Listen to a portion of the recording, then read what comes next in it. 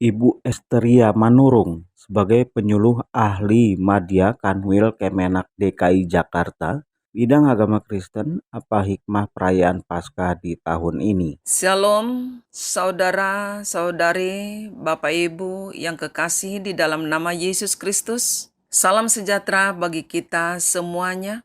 Perayaan Paskah pada tahun ini merupakan yang perdana setelah masa pandemi global yang relatif dan telah berakhir.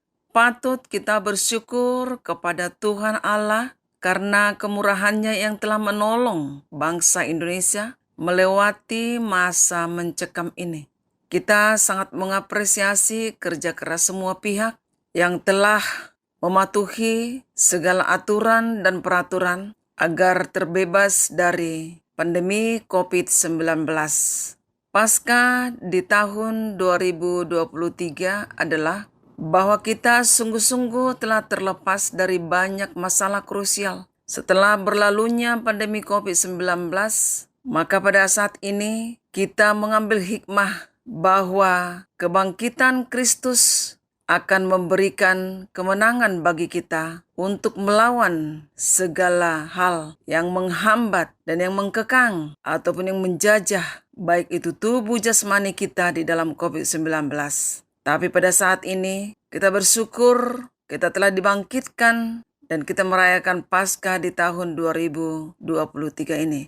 Kekuatan baru inilah yang memberdayakan semua umat manusia, secara khusus umat Kristiani, untuk tetap semangat dan tetap bersyukur kepada Tuhan bahwa hidup ini adalah berkat daripada Tuhan. Lalu, kebahagiaan apa yang dirasakan umat Nasrani dalam merayakan Hari Paskah pasca pandemi? Paskah merupakan peristiwa kebangkitan dan kemenangan Kristus atas kuasa maut atau kuasa kegelapan. Peristiwa Paskah sesungguhnya membebaskan manusia dari segala ketakutan, kekhawatiran, dan frustasi, sebab maut sudah dikalahkan oleh kebangkitan Kristus.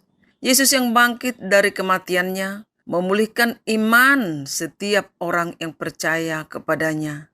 Dan di dalam konteks perayaan Paskah pada saat ini, umat Kristiani memberikan kekuatan dan harapan bagi umat manusia untuk bangkit dari keterpurukan dan penderitaan, sehingga kita memiliki optimisme menjalani hari-hari ke depan bersama Kristus yang telah bangkit dari kuasa kegelapan.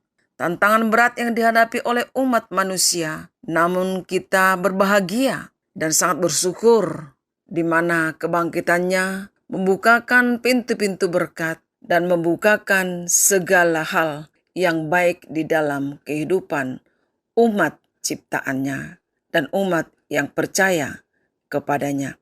Yesus yang bangkit dari kematiannya memulihkan segala ketidakbaikan umat manusia. Bagaimana Hari Paskah di Jakarta pada umumnya dirayakan secara antusias, seperti apa gambarannya? Biasanya dirayakan di seluruh dunia atau di Indonesia atau di kota maupun di desa. Biasanya setelah Rabu Abu ada Kamis Putih dan ada Jumat Agung, dan pada hari ketiga dia bangkit.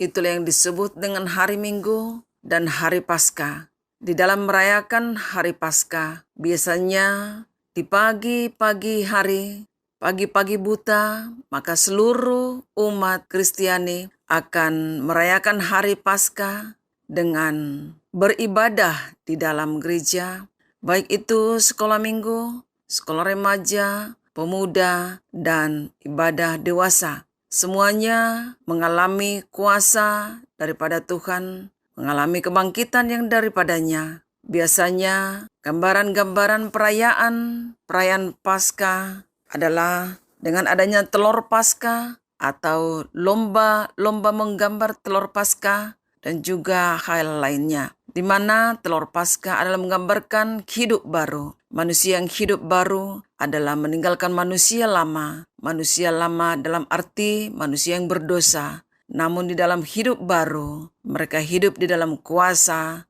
Tuhan yang telah memulihkan hubungan antara manusia dengan Tuhan. Sehingga bagi orang yang percaya kepadanya, itulah yang beroleh hidup yang kekal. Sebagai penutup, Bu Esteria, apa harapan umat Kristiani di masa depan dalam membangun kota Jakarta? Melalui perayaan Paskah pada tahun 2023 ini, harapannya bahwa seluruh umat Kristiani untuk merefleksikan kasih dan karya keselamatan penebusan Yesus Kristus atas dosa, serta memancarkan kasih dan damai kepada semua orang. Yesus berkata, "Jangan takut." Dia mengingatkan kita pada masalah yang cukup krusial seperti pandemi COVID-19, ketidakpastian ekonomi, dan menghangatnya suasana politik menjelang pemilu 2024. Oleh karena itu, kita tidak perlu takut karena Dia yang bangkit senantiasa hadir dan mendahului kita menuju keberhasilan. Di dalam semangat Paskah, maka kita harus menjalani hidup dengan optimis, menjaga kerukunan, kerjasama, kedamaian internal, serta antar umat beragama, menjaga ketertiban dan keamanan, serta menjaga lingkungan dengan baik.